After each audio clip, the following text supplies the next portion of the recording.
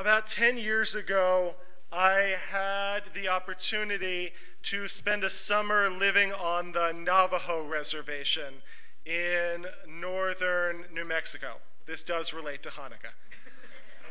I was there leading trips of teenagers doing Habitat for Humanity kind of work, living on the land of Native people and working and serving in the communities.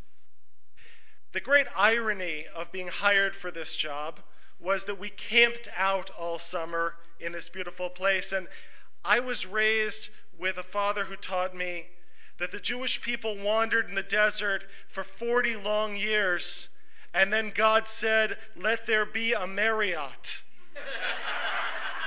And it was exceedingly good.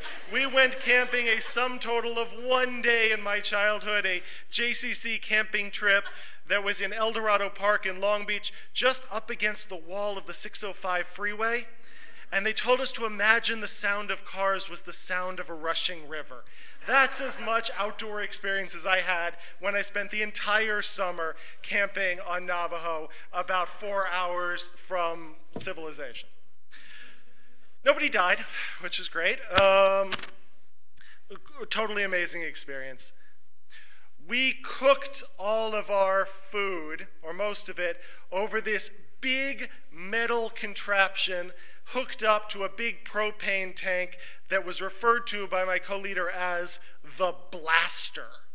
And the blaster would put out this giant flame that could bring a whole pot of water to a boil in like 8 seconds, and it completely terrified me.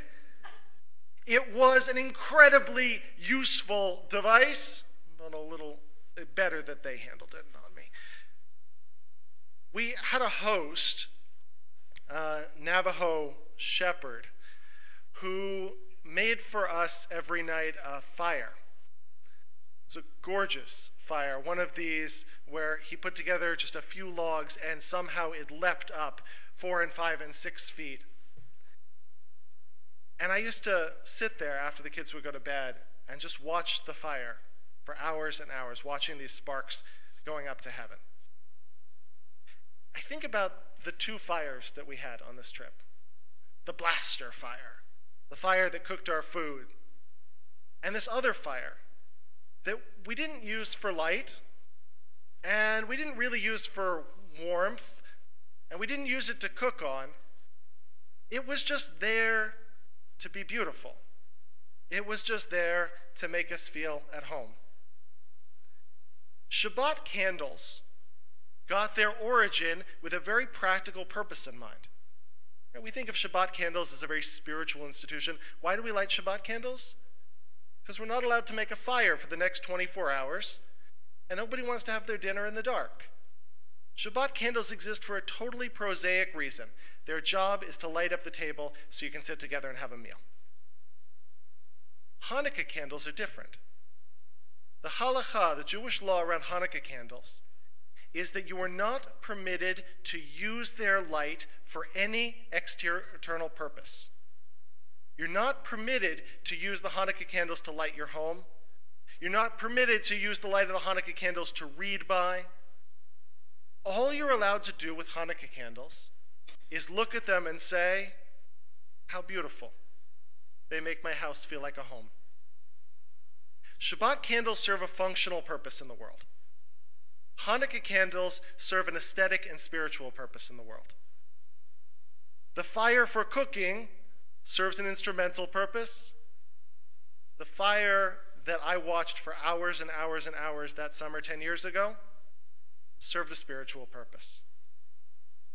Martin Buber, the great Jewish philosopher, said that you can divide all interactions in the world into one of 2 camps. He said you can divide them into I-it interactions and I-thou interactions. I-it interactions are interactions of use. Interactions where the goal is to get something done. I am talking to you in order to accomplish a purpose. I-thou interactions are interactions where the only purpose of our connection is connection itself. Where the only goal of the relationship is the intangible but incredibly precious benefit of being in relationship. Shabbat candles are I-it candles. They serve a function in the world. Hanukkah candles, Hanukkah exists in a pure state of I thou. We want nothing from them, and yet they give us everything. They serve no concrete purpose in the world, and yet they give us some of our richest and warmest memories of family and light.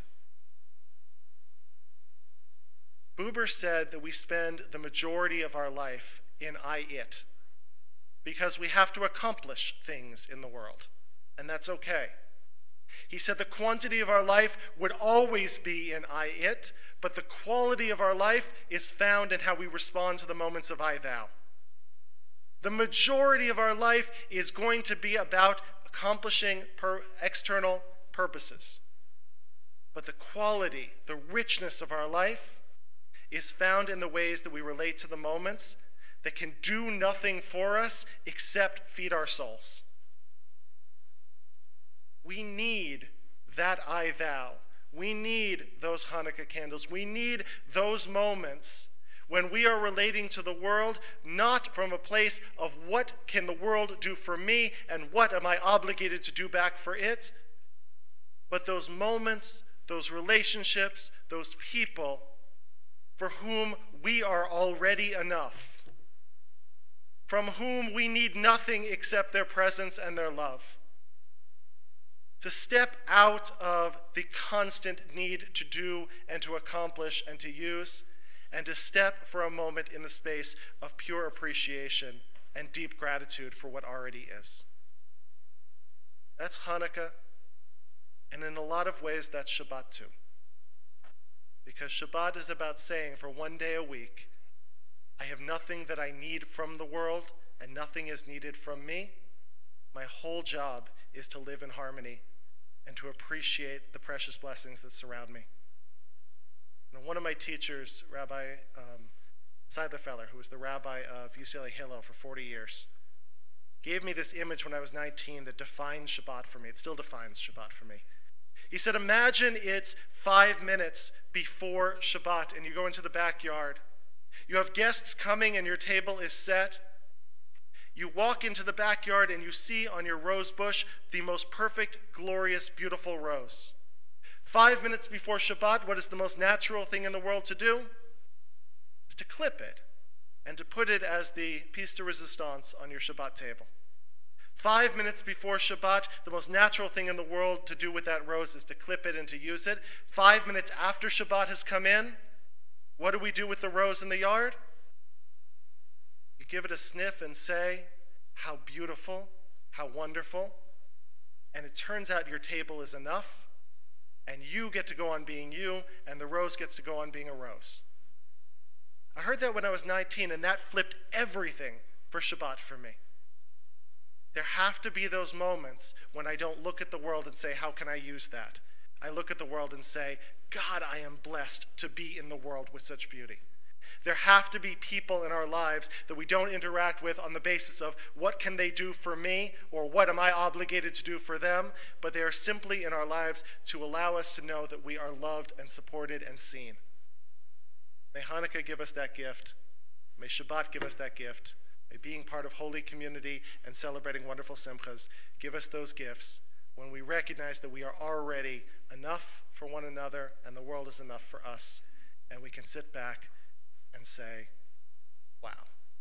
Shabbat Shalom.